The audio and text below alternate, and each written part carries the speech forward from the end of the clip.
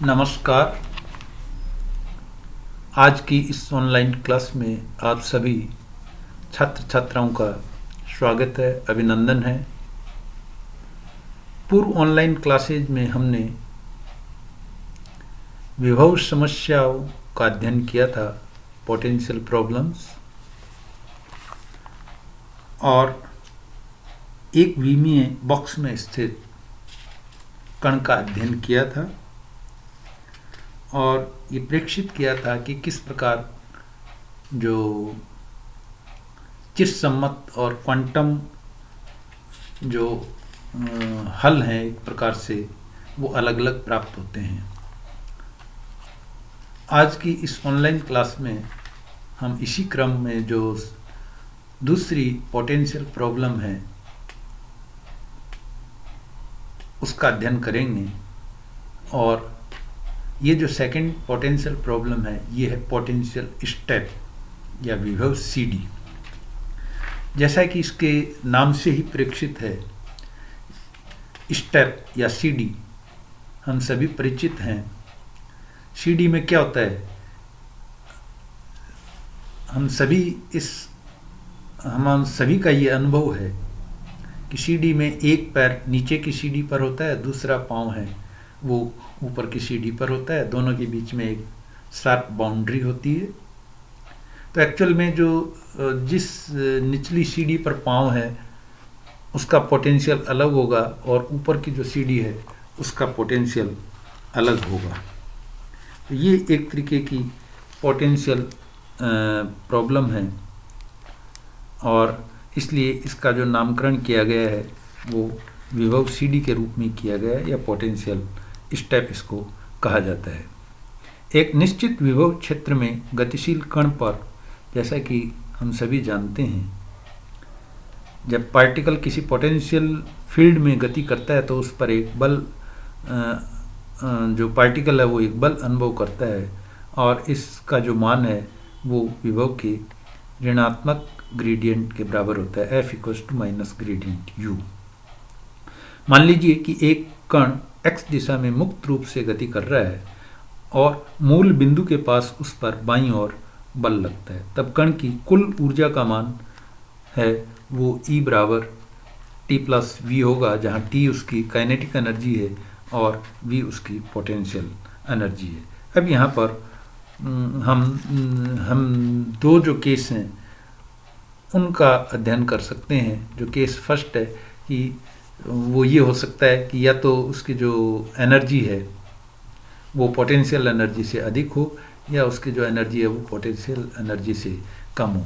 अर्थात जो case first, यदि E > V हो तो प्रारंभ में कण की जो गतिज ऊर्जा T है ये होगी E = p²/2m और जैसे जैसे वो विभव की ओर बढ़ता है यह निश्चित स्थितिज ऊर्जा प्राप्त कर लेता है।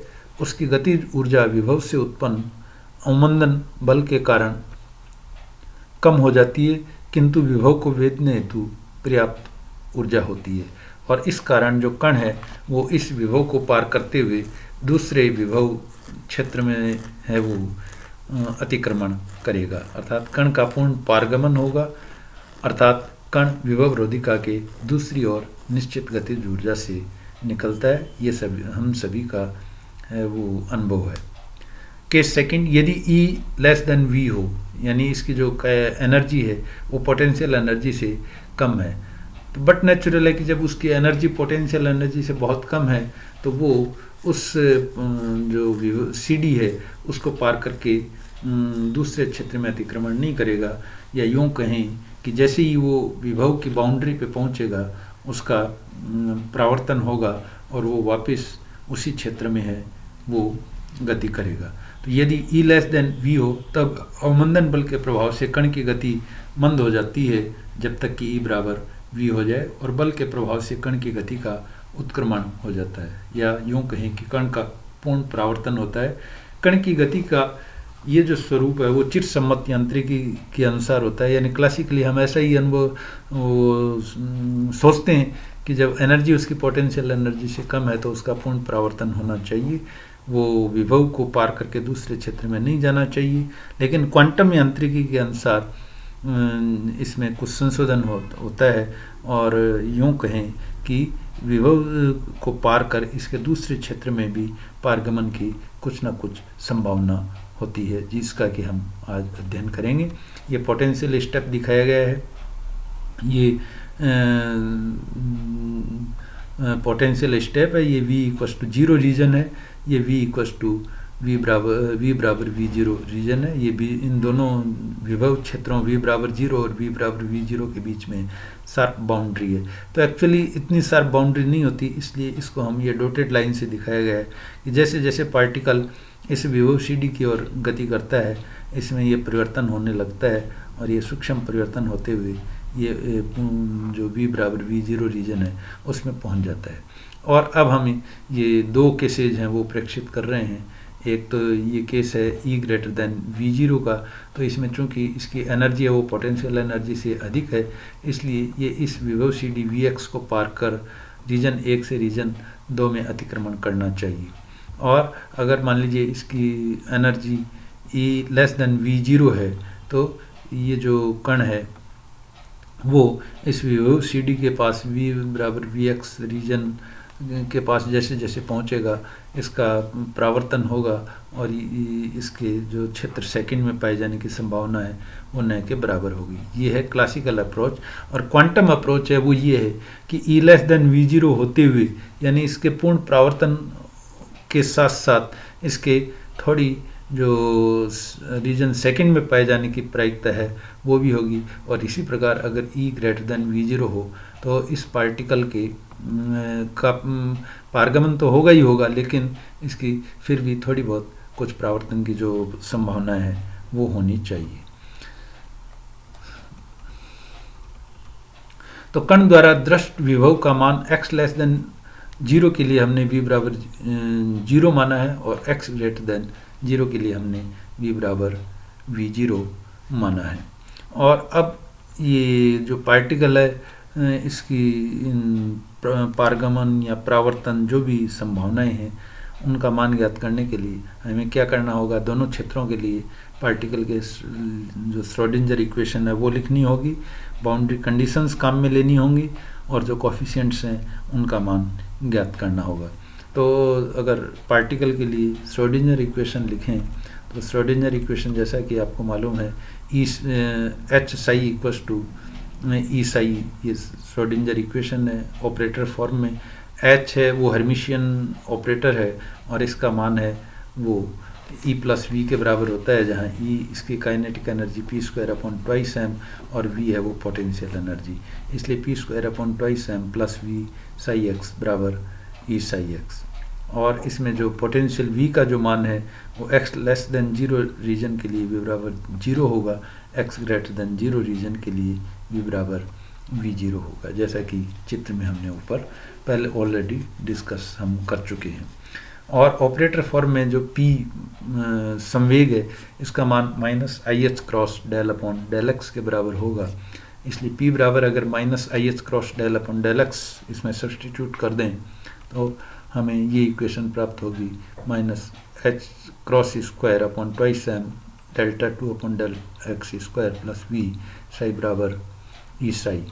और इस इक्वेशन को हम सरलीकृत करके लिख सकते हैं d2psi/dx² + 2m/h×2 E - V psi = 0।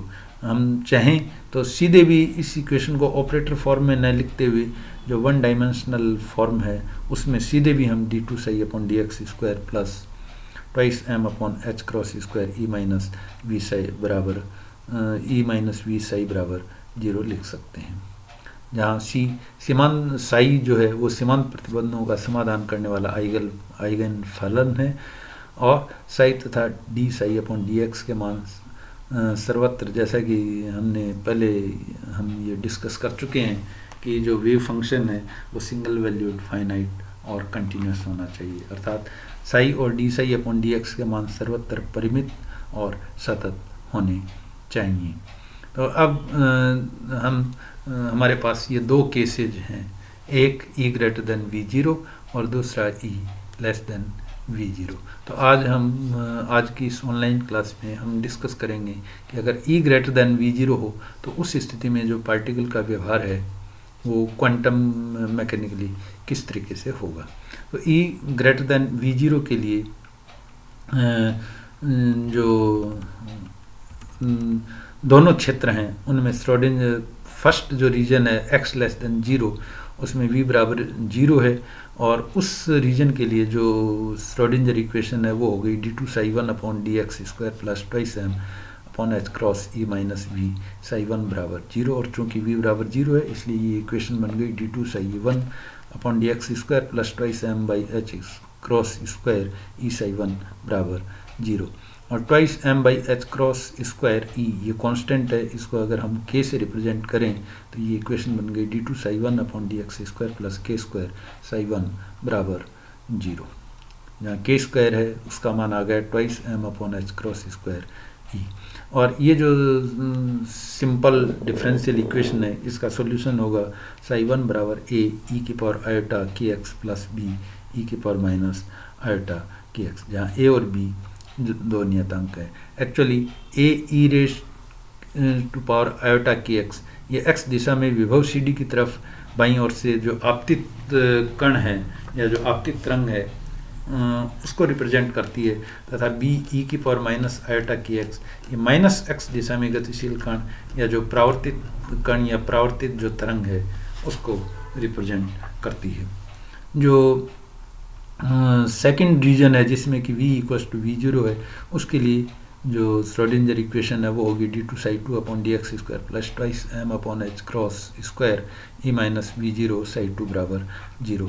और हम twice m upon h cross square e minus V0 इसको k डैश स्क्वायर कॉन्स्टेंट मान सकते हैं, तो उस स्थिति में ये इक्वेशन होगी d2 psi 2x upon dx square plus k dash square psi 2x बराबर 0।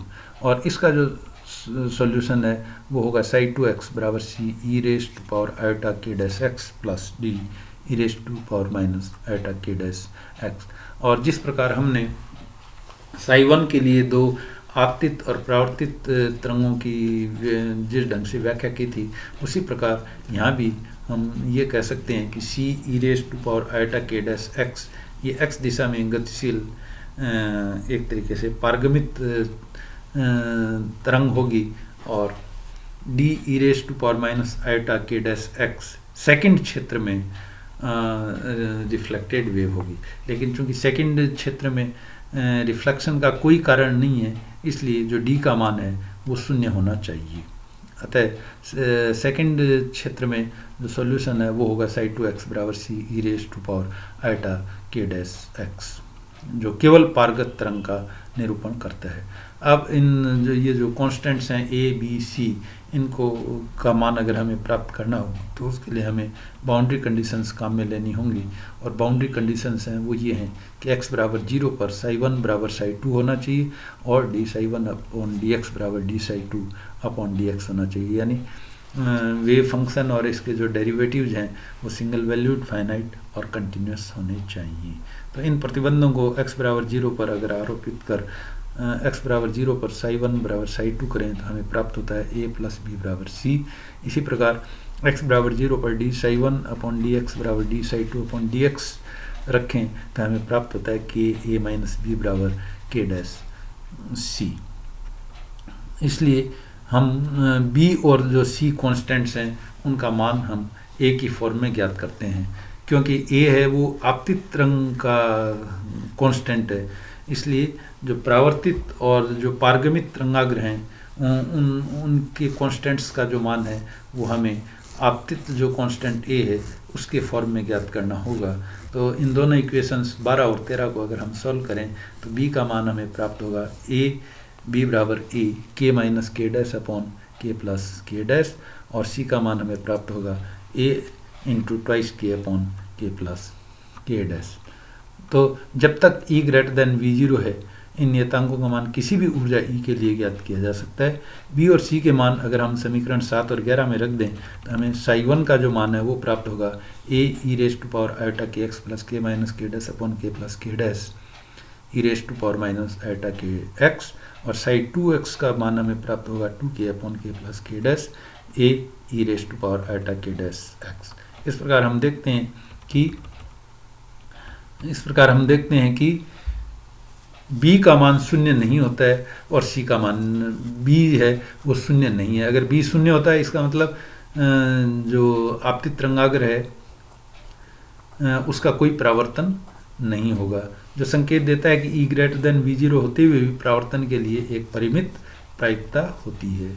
यह लुप्त नहीं होने वाले पुंज का अस्तित्व ऐसा परिणाम है जो चिरसम्मत स्वरूप से बहुत भिन्न होता है। क्लासिकली तो हम यही एक्सपेक्ट करते हैं कि जो परावर्तित तरंगाग्र है उसका मान 0 होना चाहिए, लेकिन क्वांटम मैकेनिकली हम ये ऑब्जर्व करते हैं कि जो परावर्तन है उसकी भी कुछ सीमित प्रायिकता है वो होती है। ऐसी स्थितियां संचरण के दौरान प्रत्यास्थ और विद्युत चुम्बकीय तरंगों के अशांतव्य माध्यम के भौतिक गुणों में परिवर्तन के क्षेत्र से टकराने पर होती हैं। यदि E का मान V0 से बहुत अधिक हो तो उस स्थिति में K और K डैश, ध्यान दीजिए K का मान है वो है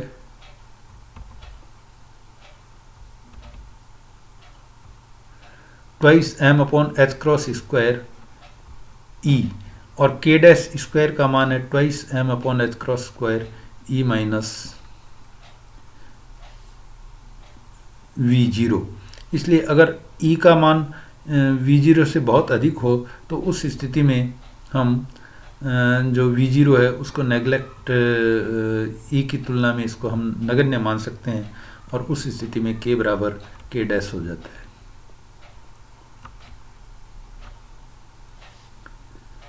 उस स्थिति में B बराबर 0 और C बराबर 1, यानी पूरा का पूरा जो पार्टिकल है वो पारगमित हो जाएगा, परावर्तन की जो संभावना है वो शून्य होगी। ये सिर्फ सीमित केस है जिसमें कि E का मान V0 की तुलना में बहुत ही अधिक हो, लेकिन अगर E का मान V0 की तुलना में बहुत अधिक नहीं है तो उस स्थिति में परावर्तन के साथ साथ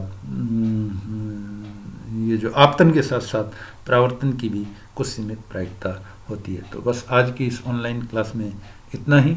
धन्यवाद।